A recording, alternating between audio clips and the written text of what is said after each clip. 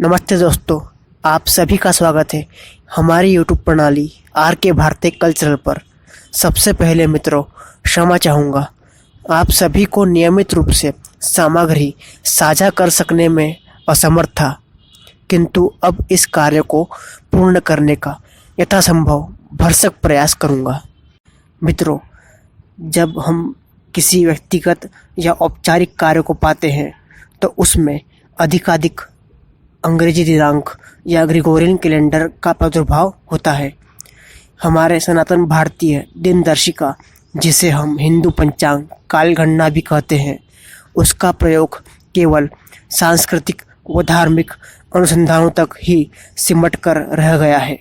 यह स्थिति शोचनीय है। अगर आज के युवाओं को आप यह सवाल पूछ ले कि आज की तिथि, पक्ष व माह कौन सा है या कम से कम विक्रम संवत्सर कौन सा है, तो वे बगले झाँकने लगते हैं। उन्हें अपने सनातन कालगणना का बिल्कुल भी ज्ञान नहीं है। परिणामतः वह इस तंत्र को रूढ़िवाद व अनावश्यक घोषित कर अपना पल्ला झाड़ लेते हैं। इस चलचित्र का उद्देश्य है कि हम आपको इतना सामर्थ्यवान तो बना सके कि आप वैदिक कालगणना तंत्र के अनुसार दिनांक लिखना सीख जाए। दोस्तों, हम शुरुआत वर्ष से करते हैं। जिस प्रकार एक वर्ष में 12 माह होते हैं जनवरी से दिसंबर तक, उसी प्रकार भारतीय वर्ष, जिसे संवत भी कहते हैं, उसमें भी 12 माह होते हैं। संवत क्या होता है आगे बताऊंगा। आप इतना समझ लीजिए कि 12 माह के समय अवधि को संवत कहते हैं। सनातन पंचांग के अनुसार वर्ष में 12 माह होते हैं, जो कि निम्नलिखित है: चैत्र, वैशाख, ज्येष्ठ, आषाढ़, श्रावण, भाद्रपद, आश्विन, कार्तिक, मार्गशीर्ष, पौष, माघ, फागुन। हर माह में कुल 30 दिन होते हैं। इन 30 दिन को 15-15 दिनों के कालांश में विभाजित किया गया है। उसे पखवाड़ा कहते हैं। एक माह में 2 पखवाड़े होते हैं। एक पखवाड़े में 15 दिन होते हैं, जो कि चंद्रमा की 14 कलाओं के कारण होते हैं। चंद्रमा की हर एक कला को तिथि कहा जाता है। इस प्रकार एक पखवाड़े में कुल 15 तिथियां होती है। तिथियों के नाम निम्नलिखित है। प्रारंभ प्रथमा से होता है, जिसे हम प्रतिपदा भी कहते हैं, और चतुर्दशी के बाद या तो पूर्णिमा होगी या तो अमावस्या होगी। आपको स्क्रीन पर दिखाई दे रहा है कि प्रत्येक माह में आने वाले दिनों की तिथियां क्या क्या होती है। जैसे कि प्रथमा द्वितीया से लेकर तो चतुर्दशी तक, उसके बाद 15वीं अमावस्या है। 15वीं अमावस्या के बाद पुनः प्रथमा आता है। तो इसी प्रकार से इसी क्रम में 30वें दिन पूर्णिमा आती है। तो यह एक सामान्य क्रम है।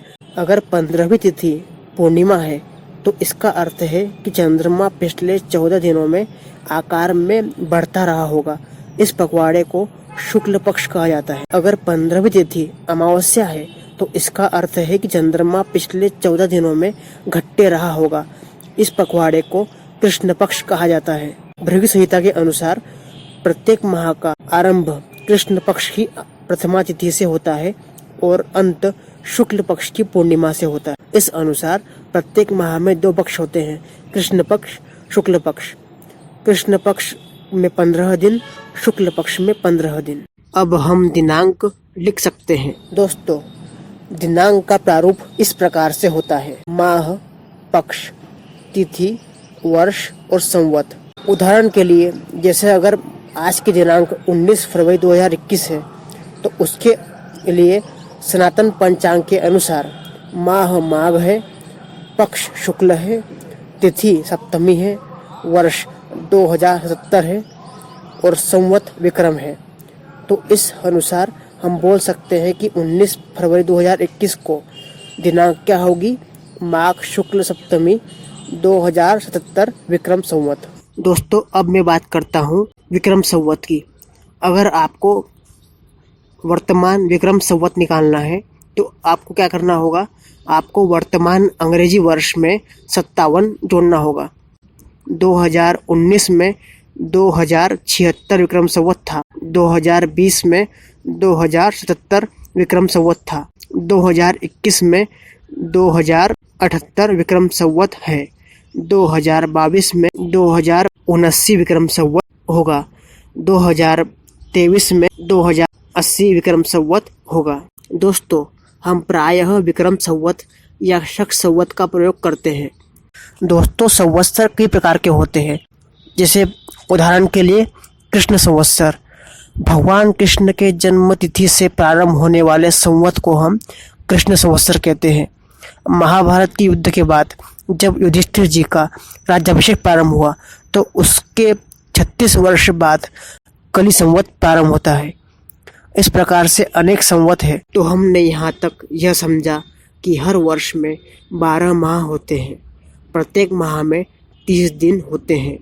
हर माह को चंद्रमा की घड़ी के अनुसार 15-15 दिनों के 2 पक्षों में बांटा गया है, जिन्हें हम शुक्ल पक्ष व कृष्ण पक्ष कहते हैं।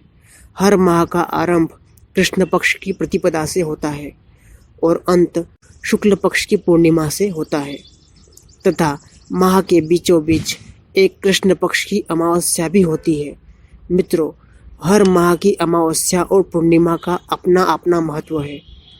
हर वर्ष 12 अमावस्याएं व 12 पूर्णिमाएं आती है। हर एक का विशेष महत्व होता है, वो हम अगले अंकों में चर्चा करेंगे। दोस्तों, इस चलचित्र का दूसरा भाग भी आने की संभावना है, तो दोस्तों बने रहिए, जुड़े रहिए हमसे। यह चलचित्र आपने यहाँ तक देखी, इसके लिए बहुत बहुत धन्यवाद। मिलता हूँ फिर किसी नए चलचित्र में, तब तक के लिए पुनः मिलामः।